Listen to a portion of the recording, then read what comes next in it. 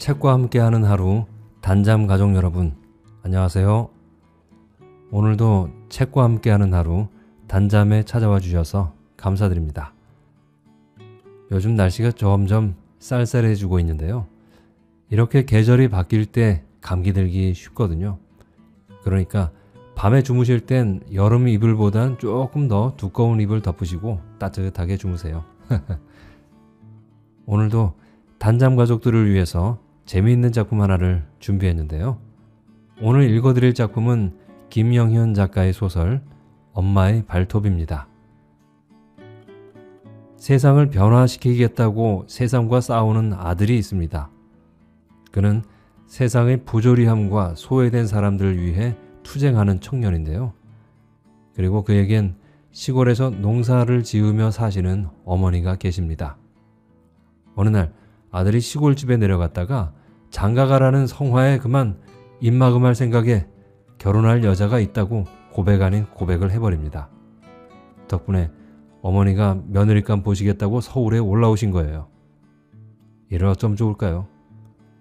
아들과 어머니, 이 두 사람의 이야기를 한번 들어보겠습니다. 그럼 소설 읽기를 시작할게요. 단잠과 함께 소설 읽기 끝까지 함께 해주세요.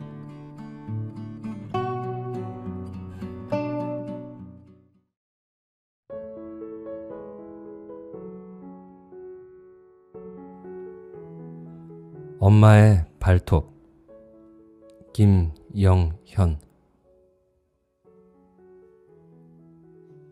그렇다고 썽은 내지 말아라. 명규 옆 눈치를 흘낏 보면서 어머니는 애원조로 말했다. 그러나 명규는 똥 밟은 중놈 표정으로 가타부타 말없이 걸어가고 있었다. 어머니의 말을 고의적으로 묵살함으로써 자신의 화풀이를 하고 있는 중이었는데 그럴수록 화풀이는커녕 심사가 뱀 또아리처럼 더욱 꼬여만 가는 것이었다. 더구나 자신이 어머니에게 멀고 먼 길을 하루 종일 버스를 타고 온 늙은 어머니에게 그런 식으로 화풀이를 하고 있다고 생각하니 자신의 행위가 더없이 부끄러웠고 미웠고 화가 났다. 무언가 변명할 말꼬투리를 찾던 명규는 말 대신에 마른 침만 꿀꺽 한번 삼켰다. 복잡한 감정이 목 꼭지까지 차올라 있었다. 어머니는 명규의 그런 심정을 100번 짐작한다는 듯이 말을 이었다. 하긴 연락도 없이 불쑥 올라와서 그건 내가 잘못했다. 하지만 썽을 내어서는 안 된다. 애미가 내 결혼 문제에 대해 관심을 가지는 건 당연하지 않느냐? 그렇게 말하고 나서 어머니는 제자리에 서더니 속치마를 들쳐 찌그러진 청자 담뱃갑을 꺼내었다. 어디 앉아서 담배나 한 대 꼬실리고 가자꾸나. 말 끝에 어머니는 어느새 터미널 건물이 궁색한 그늘 쪽으로 어정어정 걸어가고 있었다. 혼자 앞선 걸음이 된 명규는 짜증스러운 표정으로 어머니를 돌아보았다. 저쪽으로 가세요. 저쪽으로 가서 시원한 거나 한 잔 마십시다. 명규는 비로소 마지못해 입을 떼어 눈짓으로 터미널 앞 둥근 차양이 쳐진 휴게소께를 가리키며 말했다. 어머니는 자신이 이제 막 시골에서 올라온 사람이라는 표시를 최대한 감추려는 듯 망설임 없이 명규 뒤를 약간 절룩거리는 걸음으로 따라오기 시작했다. 평일인데도 터미널 앞은 시장통처럼 북적거렸다. 터미널 한쪽 귀퉁이 빈 공간에는 천막이 쳐져 있고 사람들이 빙 둘러 서 있는데 그 속에서 약장수가 마이크에다 대고 무어라 떠들어대고 있는 소리가 들렸다.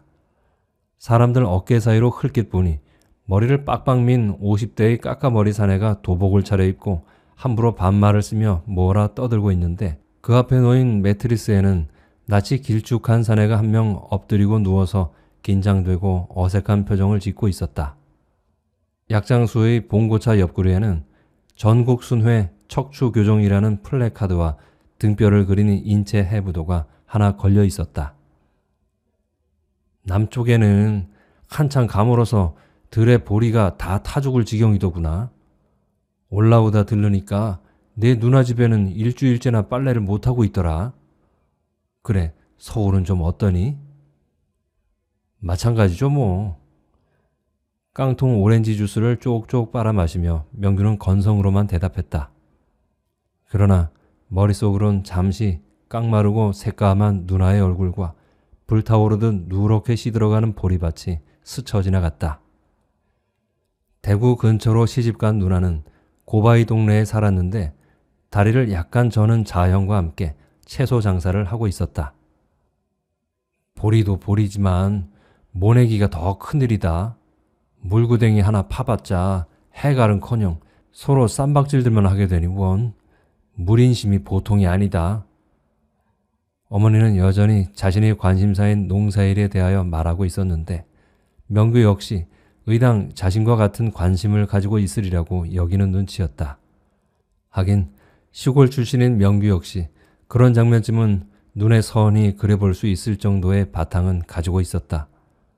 그러나 그는 지금 어머니의 말을 건성으로 약간은 짜증스럽게 들어넘기면서 속으로는 앞으로 벌어질 사태에 대해 심각히 고민하는 중이었다.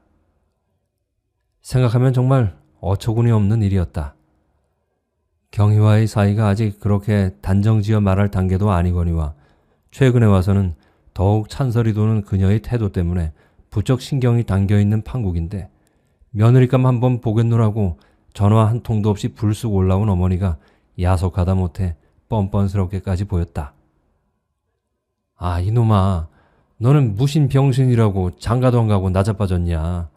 너 그 친구들 봐라. 건넌말 황태붕이는 벌써 장가가서 애가 둘이다. 사돈이 교감이라더라. 그게 다 공부시켜놓은 보람이다 이놈아.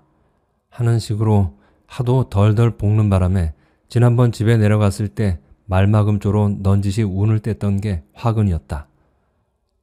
그렇게 해두면 조금 안심하고 기다리리라 여겼는데 명규도 모르는 사이 그 이야기는 살이 붓고 꽃이 피어서 졸지에 어머니가 직접 며느리감을 한번 보셔야 하지 않겠느냐는 친척들의 중론에 밀려 불원천리하고 올라온 것이었다. 생각하면 정말 딱한 노릇이었다.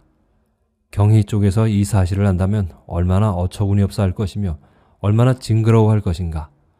떡줄 놈은 생각도 않는데 김칫국부터 마시는 꼴이었다. 서울도 많이 변했다. 택시를 타고 가면서 어머니는 회고조로 말했다. 네가 서대문 교도소에 있을 때와는 판이하게 변했구나. 아, 그때는 눈앞이 깜깜했었다. 어디라도 붙들고 물어볼 데도 없고. 그래, 그때가 벌써 3년 전이구나. 세월 빠른 걸 생각하면 너도 빨리 장가를 가야 한다. 어머니는 언제나 정확한 결론을 내리고 있었다. 아무리 엉뚱한 이야기를 꺼내더라도 결론은 어느새 자신이 가장 중요하다고 생각하는 곳으로 돌아가 있는 것이었다. 명규는 한 대 맞은 표정으로 속으로 쓴맛을 다시며 지나가는 창밖 풍경만 내다보고 있었다. 교도소 이야기만 해도 그렇다. 어머니는 어느 자리 누구에게고 함부로 그 이야기를 꺼내는 법이 없었다. 명규가 대학 다니다가 교도소에 들어갔다 나온 이야기는 이제 세상 사람이 다 아는 사실이 되었는데도 어머니는 그 사실만큼은 자신의 속에 비밀인 양 꼽을 쳐두고 있었다. 어머니가 그 말을 꺼낼 때는 단 하나, 명규에게 자신의 존재를 분명히 강조해둘 필요가 있을 때였다. 내가 이렇게 나다닐 수 있는 날도 멀지 않은 것 같구나. 이제 밭일을 해도 옛날 같지가 않아. 잠을 잘 때도 무릎 아래에 찬바람이 돌아서 요즘도 내 형수 보고 불을 넣어달랜다. 네 아버지 죽고 나니 모든 게 쓸쓸하기만 하다. 어느새 어머니는 한탄조의 말을 하고 있었다. 연두빛 새 잎이 한껏 자라난 가로수 아래로 소매 짧은 옷을 입은 여자들이 웃으면서 지나갔다. 걱정하지 마세요. 제가 엄마를 모실게요 하는 부분까지 말하려다가 명규는 앞부분까지만 말하고는 입맛을 쩝 다셨다. 알 수 없는 슬픔과 알 수 없는 동정심이 자신의 불투명한 미래와 얽혀 답답하게 가슴을 짓누르는 것이었다. 명규는 운전수의 등받이에 올려놓고 있는 어머니의 손을 바라보았다. 자기의 손과는 비교도 안 될 만큼 거칠고 일에 깎여진 손이었다. 손톱은 딱딱하게 굳어져 있었고 그중 하나는 무엇에 짓이겨졌는지 꺼멓게 멍이 들어 있었다. 명규는 식빵처럼 하얗고 부드러운 자신의 손을 슬며시 밑으로 감추었다. 내가 이런 꼴로 그 처자를 만나는 게 부끄럽지? 어머니는 짐짓 능청스러운 표정을 지으며 명규의 속을 떠보듯이 말했다. 명규는 속이 뜨끔하여 성급하게 변명을 했다. 아니요. 어머니도 원참. 서울 사람이라고 해서 다 양반이 아니다. 사람이라는 게 근본이 있고 뿌리가 있는 법이다. 물론 요즘은 저희들 좋아서 결혼을 한다지만 어른들 눈을 무시하면 못 쓴다. 어머니는 타이르듯이 꾸짖듯이 조근조근 말을 했는데 그 말들이 모조리 바늘이 되어 명규의 심장깨를 콕콕 쑤셔대는 것이었다. 그는 잠시 경희의 모습을 마치 답답한 현실로부터 자신을 구원해주는 통로라도 되는 것처럼 그려보았다. 얼마나 세련되고 얼마나 예쁜 모습인가. 손톱 하나, 머리카락 올 하나에도 세심하게 신경을 쓰지 않은 구석이 없는 여자였다. 늦게나마 자신의 예술적 재능을 깨달았다고 하여 미술학원에 쫓아다니는 그녀를 우연히 친구 소개로 만난 지도 벌써 1년이 다 되어갔다. 경희는 단번에 명규에게 관심을 표시했는데 그녀는 평소에 운동권이라 불리우는 명규 같은 인간을 영화에서 나오는 비장하고 장렬한 투사쯤으로 여겼던 모양이다. 그녀는 명규의 열변에 조용히 귀를 기울였고 가끔 동감의 표시로서 고개를 끄덕이기도 했었다. 그리고 약간의 괴로움과 약간의 눈물까지 비쳤다. 그러나 그것뿐이었다. 호기심이 곧 애정으로 이어진 것은 아니었다. 아니, 호기심이 일단 채워지고 나자 명규의 형편없는 집안에 대해 약간의 경멸을 표하기까지 되었다. 그리고 명규의 뾰족한 신경과 날카로운 사회적 반응에 실증을 느끼기 시작했다. 결국 사회적 불만이란 검찰들이 흔히 자기들의 공소장에 써먹듯이 불우한 가정에서 연유한다는 극히 비상식적인 결론을 내리고 만 그녀였다. 명규 역시 그런 그녀를 속으로 경멸하고 있었지만 불행히도 그는 자신도 모르는 사이에 경박한 그 여자를 사랑하고 있었다. 가만히 혼자 있을 때도 눈앞에 그녀의 웃는 모습이 선하게 떠올라 가슴을 조이게 하는 것이었다. 외과 의사인 아버지를 가진 경희는 필요 이상의 부와 필요 이상의 시간을 가진 우리 시대의 새로운 귀족이었다. 그리고 이건 매우 부끄럽고 비밀스러운 고백이지만 어린 시절부터 명규의 가슴 속에는 그런 소공녀에 대한 그리움으로 가득 채워져 있었다. 그것이 때로는 야망으로, 때로는 분홍빛 꿈으로, 때로는 청혼의 출세욕으로 변하여 가난한 시골 소년의 가슴을 뜨겁게 만들곤 했던 것이다. 그래, 직장은 어떻게 되었느냐? 집안에서는 이제 네가 곧 큰일을 할 거라고 모두 야단이다. 큰일이 뭐 따로 있나요? 걱정하지 마세요. 지금도 큰일을 하고 있다면 하고 있는 거니까. 명규는 변명 같지도 않은 변명을 했다. 하루 종일 자취방에서 뒹굴다가 때가 되면 밥 해먹고 가끔 여기저기 출판사에 들러 번역거리라도 없나 하고서 살피다가 어쩌다 꽁술이라도 얻어 걸치는 날이면 세상 고민은 자기 혼자서 다 아는 놈처럼 허풍을 쳐대는 것이 바로 오늘의 자기 모습이었다. 너는 아직도 세상을 호락호락하게 생각하고 있구나. 어머니는 드디어 꾸짖듯이 짐짓 화난 표정으로 말했다. 네가 일어서지 않으면 아무도 너를 일으켜 세워주지 않는다. 그것이 세상이다. 너를 키울 때 나는 안 해본 것이 없었다. 연필 한 자루 사주기 위해 과일 장사, 기름 장사도 했다. 네가 알면 부끄러워할까봐 그땐 이야기를 안 했었지. 이제 네가 세상에 나와서 남 못지않게 살아야 그 보답이 된다. 어머니는 드디어 어머니의 위치로 돌아가서 말을 하기 시작했다. 어머닌 제가 출세하기를 바라나요? 명규는 볼멘 소리를 질렀다. 물론이다. 네가 공부할 땐 난 네가 판검사라도 되는 게 소원이었다. 어머니는 비난 반, 체념 반조로 말했다. 명규도 판검사 이야기가 나오자 저도 모르게 바로 고함을 질렀다. 잘 사는 것하고 올바르게 사는 건 달라요. 판검사 놈들 하나같이 덜 돼먹은 놈들이에요. 어머니도 아시잖아요. 제가 재판받을 때 그놈들이 하던 꼴들 기억나지 않으세요? 나는 솔직히 그때도 그들이 부러워 죽겠더라. 내가 그 아랫자리가 아니라 그 사람들 자리에 앉아 있었더라면 얼마나 좋을까 하고 생각했다. 어느 애미 마음인들 같지 않겠냐? 명규는 무언가 말을 하려다가 괜히 속만 더 상할 것 같아서 그만두었다. 명규가 앞으로 나아가는데 어머니는 끝없이 걸림돌이었다. 과거에도 그랬고 현재에도 그랬고 미래에도 그럴 것이었다. 1심 재판이 끝나고 다음날 어머니가 면회 왔을 때였다.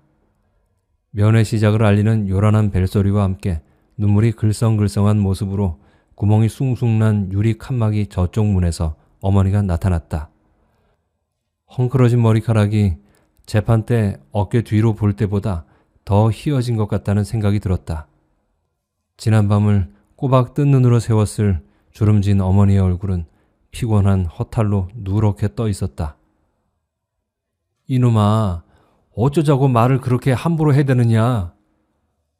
어머니는 명규를 보자마자 무슨 말을 먼저 해야 할지 몰라 다짜고짜로 고함부터 치고 보았다.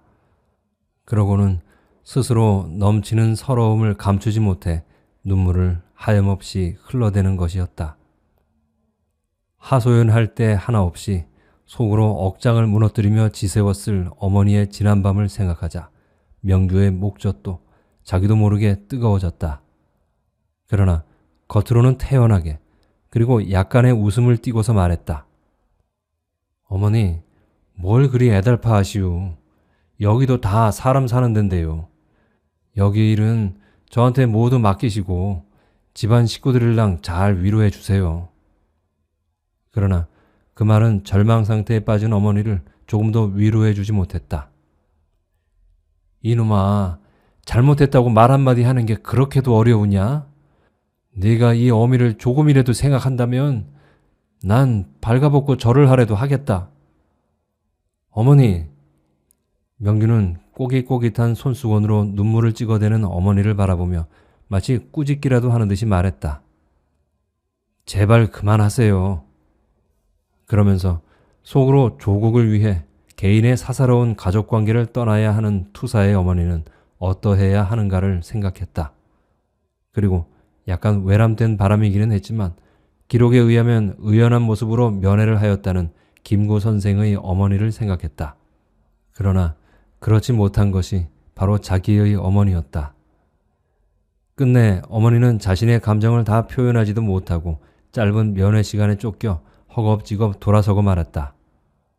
어머니는 접견 담당 교도관에게 소용도 없이 아들의 손을 잡아볼 수 없겠느냐고 물었다. 교도관은 아무런 표정도 짓지 않고 사무적으로 고개를 흔들었다. 그리고 나서 다음 면회 올 때까지 한 달 동안 명규는 괴롭고 우울한 날을 보냈다. 어머니의 뒷모습이 머릿속에서 쉽사리 지워지지 않았던 것이다. 거대한 괴물과도 같은 파쇼와의 싸움에서 어머니는 질곡과 같은 존재였다. 어쩌면 적에 사로잡힌 인질인지도 몰랐다. 그 맹목적인 사랑, 그 질기고 끈적한 그물에서 벗어날 수는 없을까? 정말 그것은 자연적인 것이며 본능적인 것이란 말인가? 어쩌면 그런 끈적한 관계는 농경사회로 접어들면서 생겨난 것은 아닐까? 한과 눈물이란 기본적으로 땅을 지키는 역사에서 비롯된 것은 아닐까?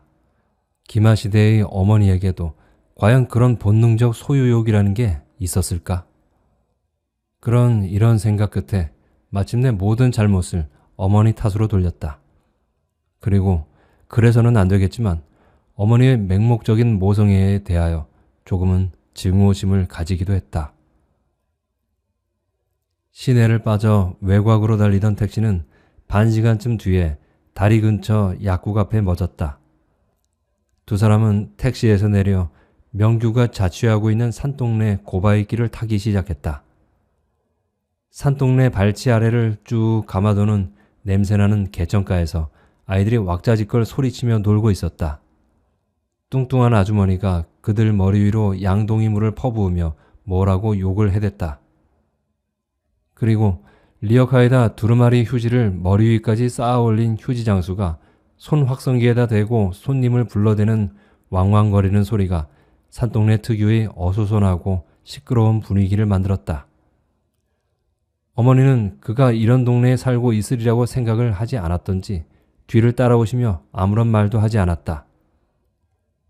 어머니는 고바위길 중턱쯤에 있는 구멍가게에서 딸기를 2근 샀다. 명규가 돈을 꺼내자 어머니는 그를 뒤로 밀어내고 속옷 주머니에서 조그마한 비닐 지갑을 꺼내더니 거기서 둘둘 마른 10,000원짜리 지폐 한 장을 꺼내었다. 내 형수가 준 돈이다. 거스름 돈을 받으며 어머니는 자랑스럽게 주석을 달았다. 명규는 그 말이 자기에 대한 무언의 질책같이 들렸다. 그는 열 없이 다시 앞서서 걸어가기 시작했다. 진작 찾아 배웠어야 하는 건데.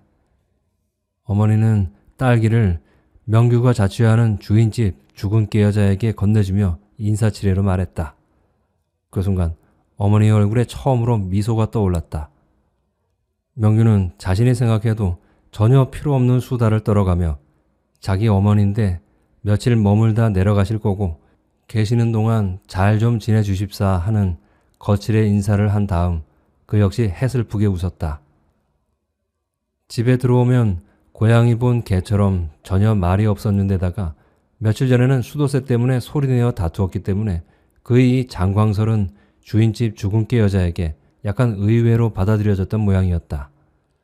그날 저녁에 주인집 여자는 전에 없이 입맛이나 다셔보라며 새로 담근 열무김치를 한 사발 보내주었다. 주인집 아저씨는 무얼 하시냐? 어머니는 그가 미리 챙겨두었던 저녁을 먹으면서 말했다. 이 아래에서 복독방을 하는가 봐요. 어머니와 단둘이 되자 명규는 다시 심드렁해져서 말했다. 좋은 분인 것 같구나. 별로 그렇지도 않다고 말하려다가 그만두었다. 며칠 전에는 수도세 때문에 명규는 온갖 소리를 다 들었던 터였다. 사람 사는 게 어디에나 똑같다. 사람들을 얕보아서는 안 된다. 잘 살건 못 살건 무식하든 배웠든 간에 다 같은 사람이다. 주인집 아저씨는 돈이라면 뭐처럼 밝히는 사내다. 50줄에 들어선 머리가 홀랑 벗겨진 중늙은인데 딸 같은 마누라를 데리고 살면서 얼굴에는 욕심기가 그대로 더덕더덕 붙어있는 사내였다. 어머니는 항상 넘겨짚어서 말하는 게 탈이었다. 물론 어머니도 모든 사람들이 다 좋다고 생각지는 않는다. 그 점은 오히려 명규보다도 더했으면 더했지 모자라지는 않는다. 지금 어머니의 말은 자신의 입장이라기보다는 명규의 태도를 지적하기 위해 하는 말이 틀림없었다. 그것은 그대로 어머니 자신에게 대해서도 그렇게 대하라는 뜻이 포함되어 있었다. 어머니는 여전히 명규의 못마땅해 하는 태도에 신경을 쓰고 있었던 것이 틀림없었다. 여자 집안에서는 무엇 하시느냐? 어머니는 마침내 문제의 핵심으로 되돌아왔다. 명규는 난감한 표정을 지으며 대답 대신 열심히 숟가락질을 했다. 경희의 비웃는 듯한 얼굴이 머릿속으로 스쳐갔다. 명규가 아무 소리도 없자 어머니가 다시 말을 이었다. 누구든 근본을 알아야 한다. 그게 없는 사람은 겉보긴 멀쩡해도 속 빈 수수깡이나 같다.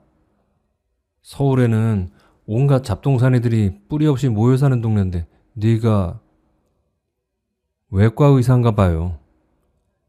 명규는 어머니의 말이 길어지자 자르듯이 말해버렸다.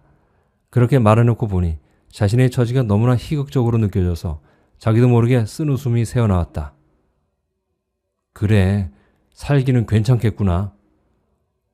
어머니의 얼굴에 잠시 비굴한 만족감 같은 게 스치며 지나갔다. 명규는 가시방석에 앉아있는 기분이 들어서 슬그머니 숟가락을 놓으며 변명하듯이 말했다. 처갓집 잘 사는 것 보고 장가가는 놈들은 모조리 쓸개 빠진 놈들이에요. 저는 설사 결혼을 한다 하더라도 처갓집에는 절대 발도 붙이지 않을 작정입니다. 잘한 생각이다. 어머니는 의외로 선선히 맞장구를 쳐주었다. 나도 네가 남의 집에 들어가서 관세 받으며 사는 건 원치 않는다. 그렇게 되지 않으려면 우선 네가 의젓하니 잘 살아야 한다. 어머니는 정말 고단수였다. 말 끝부분에서는 잊지 않고 자신의 생각을 덧붙여 명규를 한 방 먹였다. 거기에는 집안에서 유일하게 대학까지 나와 이런 모양으로 살고 있는 데 대한 암암한 항의가 내포되어 있었다. 자기 혼자 잘 살겠다고 버둥대는 게 무슨 뜻이 있겠습니까? 남들 등에 타고 밟고 하면서요. 그렇게 하여 출세한 놈들 등살에 또 얼마나 많은 사람들이 고생을 합니까? 명규는 발뺌을 하듯이 말했다.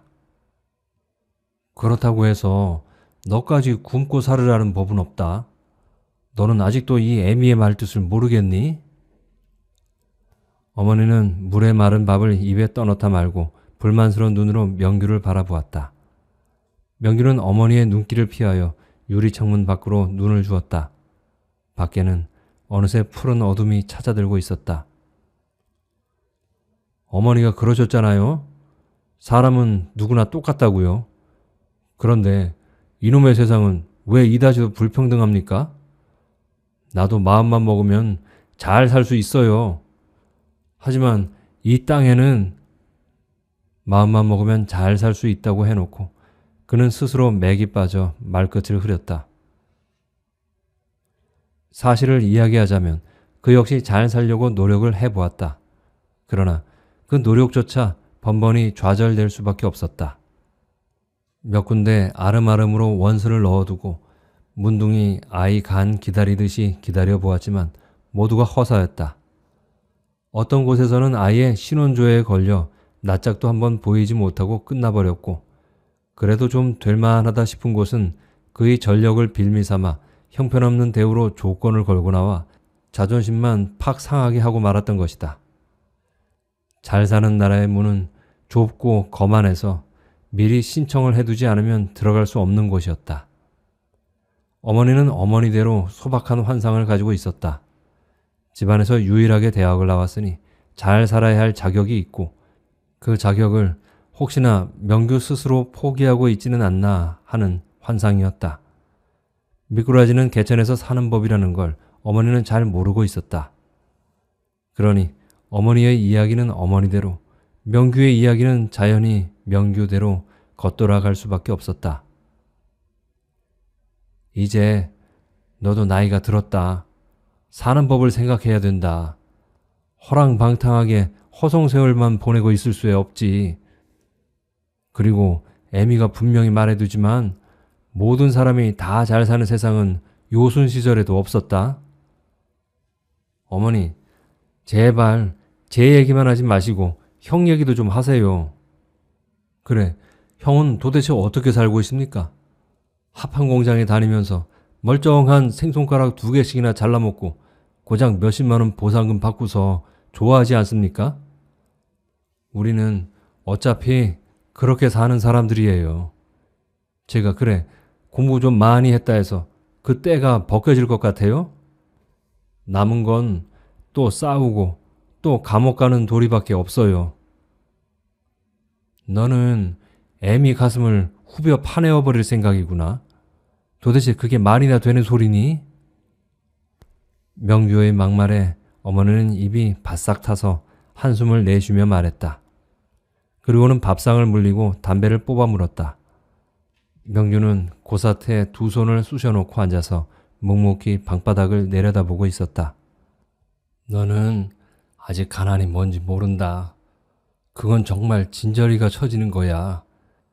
네가 공부할 때 2마리나 되는 기름통을 양손에 하나씩 들고 요새돈으로 단돈 300원 남기려고 여기저기 돌아다녔다. 미군 부대에서 나온 기름 말이다.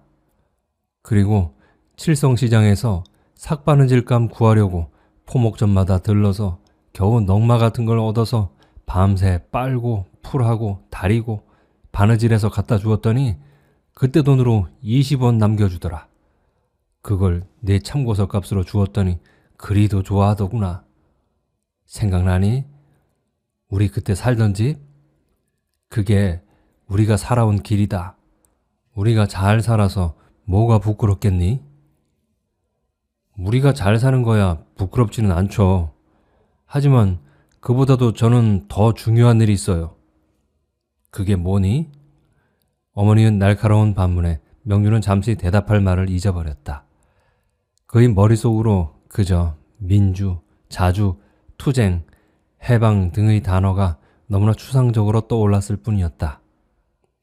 어머니는 아직 절 이해하시지 못할 거예요. 마침내 명주는 그렇게 대답을 해버렸다. 말 한번 잘한다. 어머니는 정작 화난 눈으로 그를 홀겨보며 말했다. 명주는 머릿속과 가슴속이 뒤죽박죽되는 느낌이었다. 어머니조차 설득을 하지 못하다니 하는 자책감이 등줄기를 뜨끈하게 훑으며 지나갔다. 큰 소리는 치지 말아라. 나도 너한테 잘했다고 하는 것은 아니다. 네 애비만 살아 계셨더라도 이런 문제쯤은 모두 시원하게 처리될 수 있을 것인데 이 애미가 못난 탓이다. 우리 집이라 하여 바탕이 뚜렷하여 내세울 바가 있다는 뜻은 아니다. 결혼이란 결코 두 사람만 좋다고 되는 건 아니다. 두 집안의 내력이 얽히는 문제라는 걸 잊어서는 안 된다. 뭉뚱그려서 이야기를 먼저 정리한 쪽은 역시 어머니였다.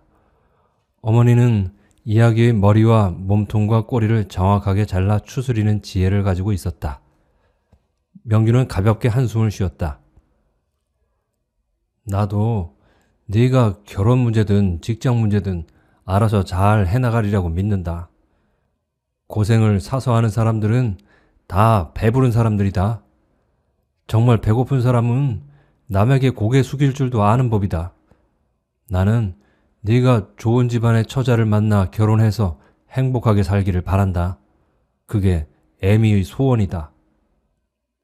어머니는 어머니대로 잘 사는 외과 의사의 딸을 상상하면서 하시는 말이 틀림없었다.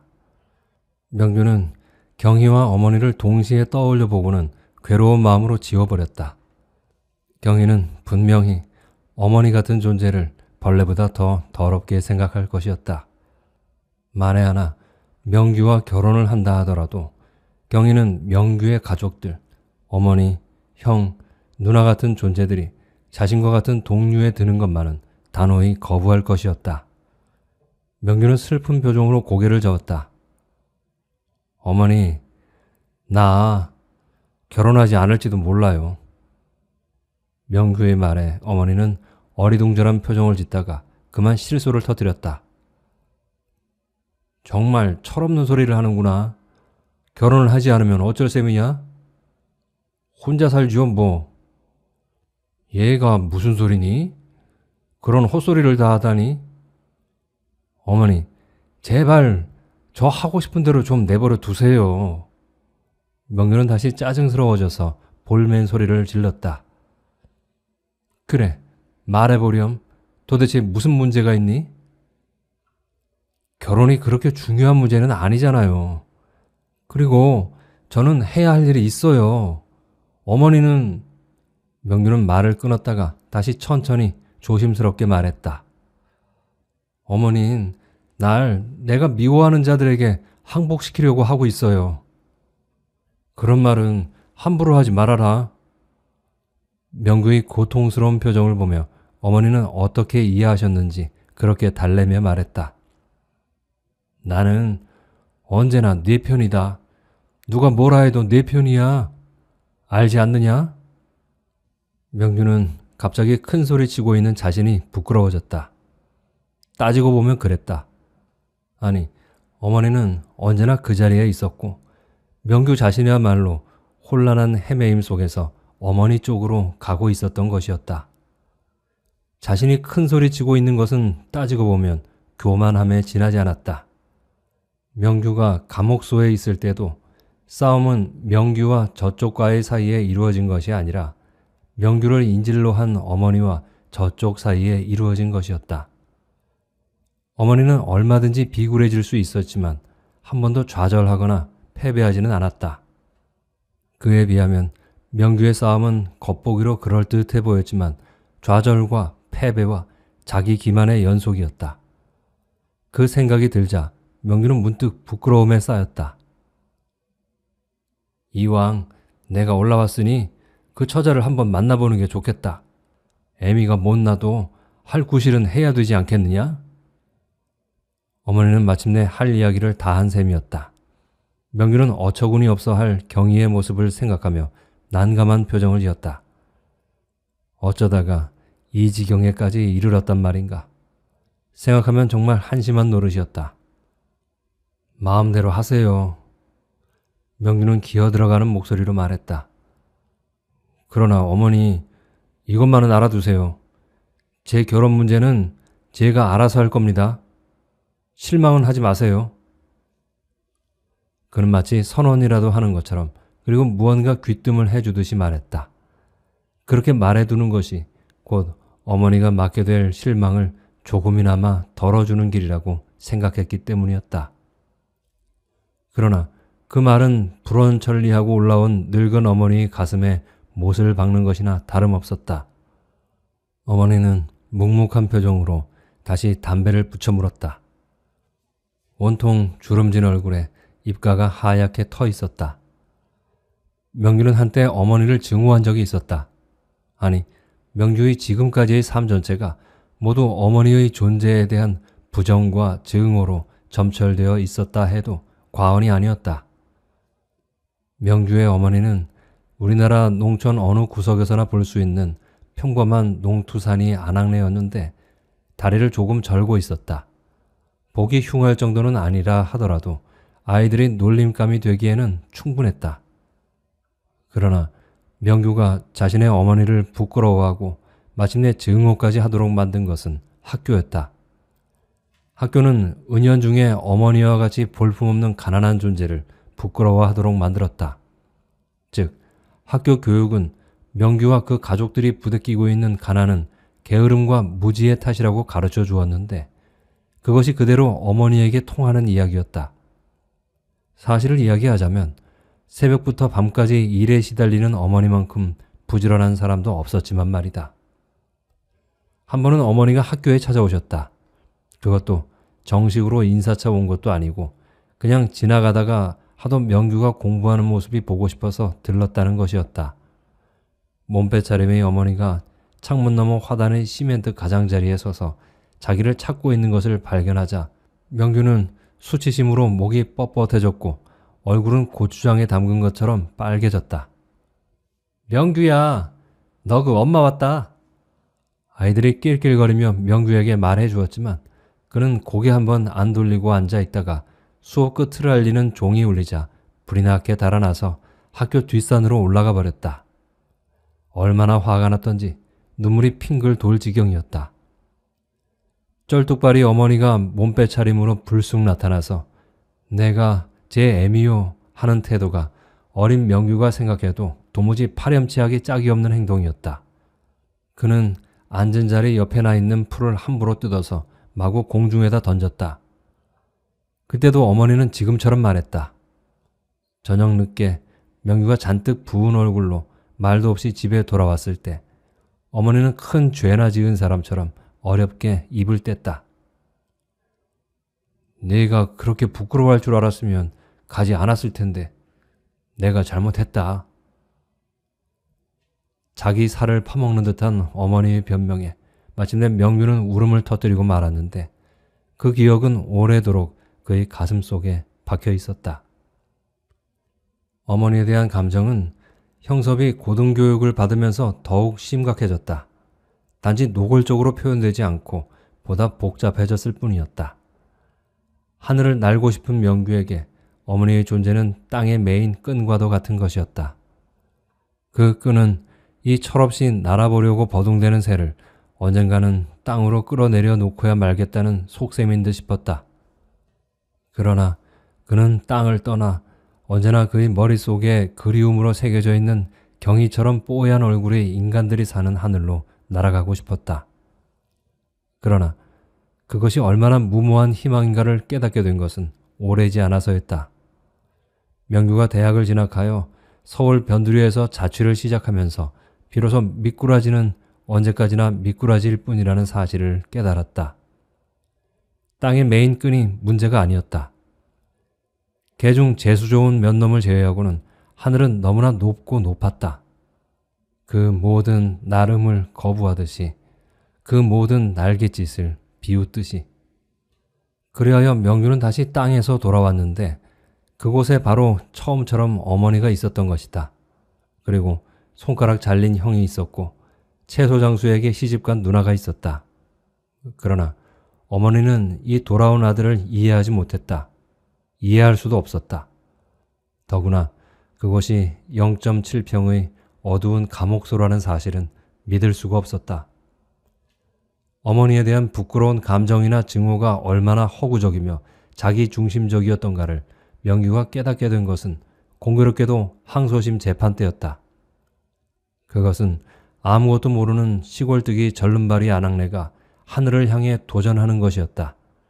명규의 싸움 따윈 아무것도 아니었다. 권력의 꼭두각시인 검사의 형식적인 구형이 있고 반성의 빛이 전혀 없으니 1심 구형대로 때려달라는 것이었다. 명규의 간단한 최후 진술이 있은 다음 잠시 후에 재판장의 선고가 내렸다. 모든 것이 일사천리였다. 검사와 피고의 항소를 다 같이 기각하고 1심 형량 그대로 징역 2년에 자격정지 2년을 애누리 없이 때린다는 것이었다.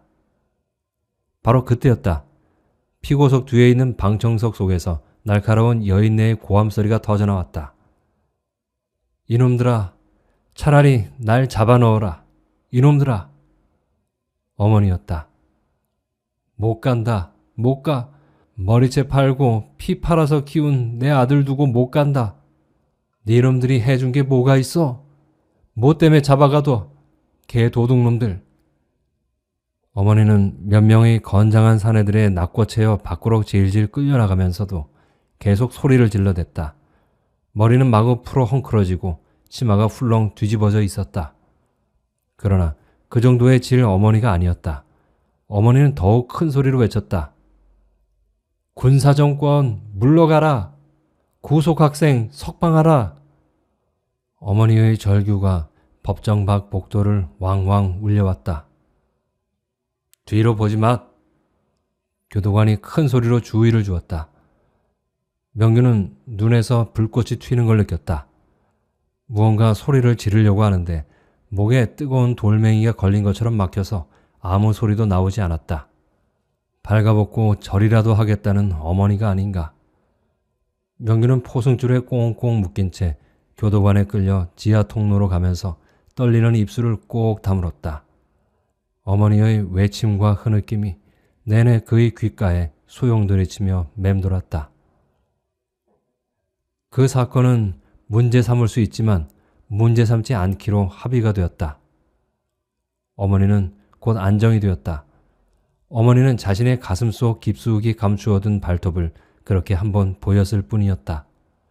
그것은 참으로 오랫동안 가슴속에 능치고 썩혀둔 비수처럼 날카로운 발톱이었다. 그리고 그 날카로운 발톱은 파쇼에 길들어진 비겁한 법정을 핥히며 얼어붙어 있던 가면을 찢고 생채기를 내었다. 명규는 그때 비로소 어머니란 부끄러운 존재가 아니라는 것, 아니 자신의 삶이 송두리째 없어져 버려도 단단한 뿌리처럼 버티고 서 있을 자신의 젖줄이라는 것을 깨닫게 되었다. 어머니는 너무나 오래전부터 그 자리에 그냥 서 있었을 뿐이었다. 비가 조금이라도 와야 할 텐데. 어머니는 명규와 나란히 누워서 혼잣말처럼 중얼거렸다. 밖에서 흘러들어온 골목의 외등빛이 창문을 통과해 벽에 네모의 형태로 걸려 있었다. 일주일만 더 가물면 올해 보리 농사는 끝장이다. 글쎄, 빨래할 물이 말라서 근 1회째 빨래를 못하고 있다면 말 다 했지. 요새 세상에 보리 못 먹어서 굶어 죽는 사람은 없을 거예요. 명규는 별로 관심 없는 투로 받았다. 그게 그렇지가 않다. 흙 파먹고 곡식 키워서 사는 사람들 심정은 네가 잘 이해하지 못한다. 명규는 오래간만에 어머니와 나란히 누워서 이야기를 나누는 것이 차츰 행복하게 느껴졌다. 낮에 있었던 불유쾌한 기분은 어느덧 사라지고 남쪽 지방의 가뭄과 보리농사 이야기를 들으니 마치 철없던 시절 어머니 치마폭에 얼굴을 묻어대던 기분 같은 게 고스란히 되살아났던 것이다. 어머니, 난 말이요. 명규는 문득 가슴속에 감추어두었던 말을 하고 싶어졌다. 그렇게 어머니를 부르고 난 다음 잠시 사이를 두었다가 말했다. 나 사실 그 여자하고 결혼하기 어려울 것 같아요. 뭐? 어머니는 그의 뜬금없는 소리에 약간 긴장하여 명규 쪽으로 돌아 누우며 말했다. 아무것도 아니에요. 단지 그런 기분이 든다는 말이죠. 명규는 말을 꺼내놓고 설명하기가 곤란해서 그냥 어물거리는데 어머니 쪽에서 가만히 있을 리 없었다. 무슨 말이 그렇게 왔다 갔다 하는지 모르겠구나. 설명하자면 간단한 이야기예요.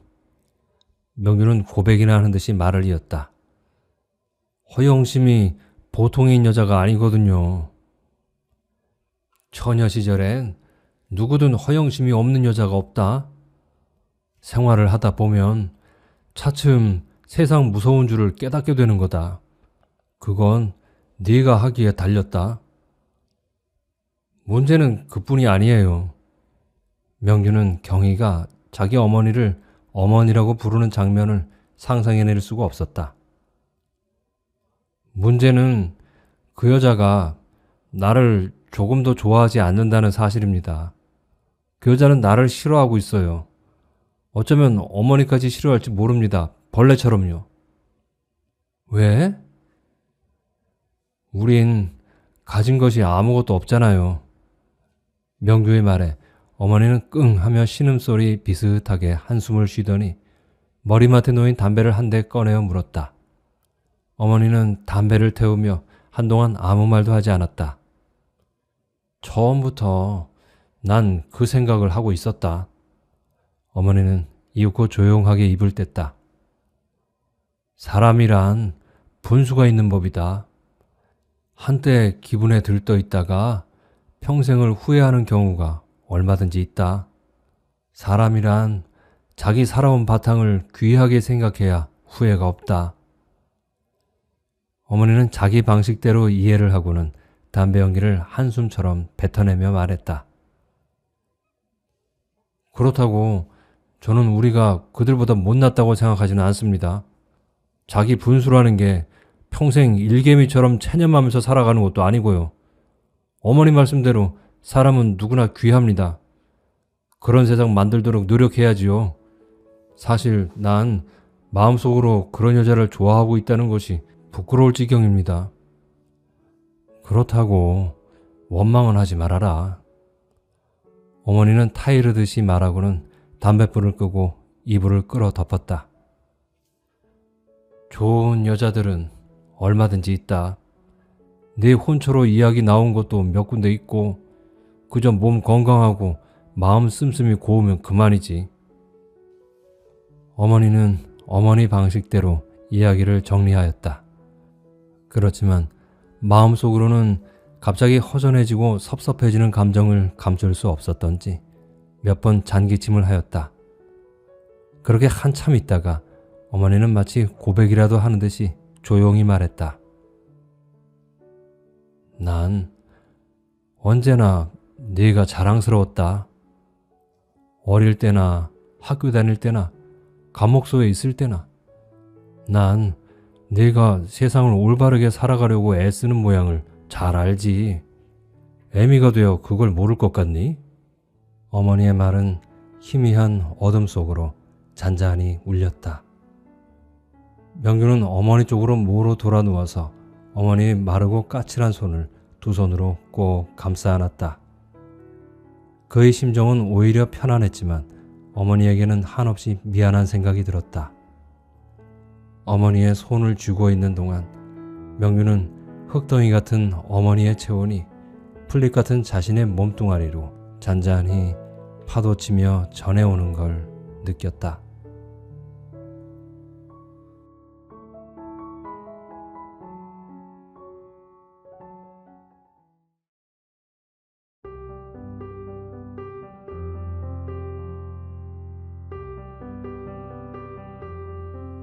어떻게 들으셨나요?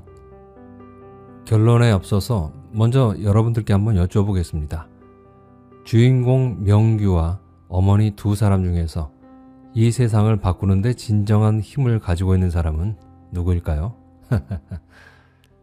저는 저의 감상을 이야기해 드림으로써 이 질문에 대한 답을 하겠습니다. 주인공 명규는 어머니가 힘겹게 살아온 노력의 덕택에 시골에서 대학 교육까지 받은 젊은이로서 지금보다 나은 세상을 만들고자 목소리를 외치다가 감옥에도 다녀왔고 지금도 여전히 마음만은 열심히 그런 세상을 만들기 위해 나름 힘겹게 싸우고 있는 청년입니다. 하지만 마음 밑바닥에선 출세하여 경희 같은 예쁜 여자와 결혼해서 편하게 살고 싶은 욕망도 있습니다. 그런 마음을 먹게 되는 자신을 또 책망하기도 하죠. 그리고 이 작품에서 경희는 허영심과 경박한 여자로 표현이 되는데요. 이는 엄청난 부와 주체할 수 없는 시간을 가진 우리 시대의 새로운 귀족으로서 주인공 명규에게는 답답한 현실로부터 그를 구원해 줄지도 모를 지름길이라도 되는 것처럼 생각되기도 하죠. 그런 그녀를 경멸하면서도 사랑하게 된 명규의 모습은 자기 모순이죠. 좋아하면서도 동시에 미워해야 되는 대상이라는 점에서 그렇습니다. 그리고 명규의 이런 자기 모순을 깨어버리고 눈을 뜨게 한 것이 바로 소설의 제목인 어머니의 발톱이었습니다. 항소심 재판 때 법정에서 내민 어머니의 발톱은 단순히 아들을 잡아 가두는데 항의하는 어머니의 외침만을 의미하진 않았습니다. 그건 몸으로 노동해서 먹고 사는 사람들의 분노이면서 동시에 세상을 올바르게 살아가지 않는 사람들에 대한 경고이자 명규처럼 세상을 올바르게 바꾸고자 희생하는 사람들의 목소리였습니다. 시골에서 농사나 지으며 사는 어머니인 줄로만 알았던 어머니의 그 외침을 듣고 아들 명규는 눈을 뜬 것인데요. 그리고 속으론 부끄러워졌을 거예요. 자기는 파쇼 정권의 앞잡이들 앞에 앉아 날개가 꺾인 듯 무기력하게 고개를 떨구고 있었는데 어머니는 그들 앞에서도 하나도 기죽지 않고 오히려 당당하게 큰 소리를 치고 있는 모습을 보니 내가 지금 하고 있는 이 일이 정말로 세상을 바꿀 수나 있을까 하는 의구심과 함께 시골뜨기 어머니만큼도 못한 자신이 더 부끄럽게 느껴졌을 겁니다. 왜 아니겠습니까? 이쯤 되면 이 두 사람 중에서 진짜 위대한 투사는 누구였을까요? 자, 그리고 마지막 장면. 명규가 어머니 쪽으로 돌아 누워서 어머니의 마르고 까칠한 손을 두 손으로 감싸 안는 장면 있지 않습니까? 감동적이지 않았나요? 그리고 그 다음 구절. 명규는 흙덩이 같은 어머니의 체온이 풀잎 같은 자신의 몸뚱아리로 잔잔히 파도치며 전해오는 걸 느꼈다 라고 고백합니다. 이것은요, 어머니와 주인공 명규의 화해를 의미할 뿐만 아니라 그의 투쟁이 관념적이며 추상적으로만 생각했던 민중의 삶과 사상으로부터 벗어나서 실체적인 삶 속으로 이전의 감을 의미한다고 볼 수 있습니다. 또 주인공 명규의 인간적인 성숙을 의미하는 장면이라고도 볼 수 있겠네요. 네, 어머니는 강합니다. 세상 누구도 자식을 지키려는 어머니를 이길 수는 없습니다. 세상 모든 어머니들은 자신이 직접 체험한 삶을 보여줌으로써 자식들에게 진실한 삶의 소중함과 가치를 깨닫게 해줍니다. 저는 앞서 나가는 자식 뒤에서 묵묵히 힘을 주고 계시는 어머니들이 더 위대한 존재다라고 말하고 싶습니다. 동시에 모든 어머니들께 감사하다고 말씀드리고 싶습니다. 감사합니다. 지금까지 단잠의 아주 주관적인 감상평이었습니다. 그리고 김영년 작가의 엄마의 발톱을 읽어드렸습니다. 끝까지 함께해 주신 단잠 가족분들께 진심으로 감사드립니다. 저는 책과 함께하는 하루 단잠이었고요. 오늘도 행복한 하루셨길 바랍니다. 다음에 뵐 때까지 행복하고 편안한 시간 보내세요. 그럼 저는 다음 시간에 또 뵙겠습니다. 가족 여러분, 또 봬요. 꼭이요.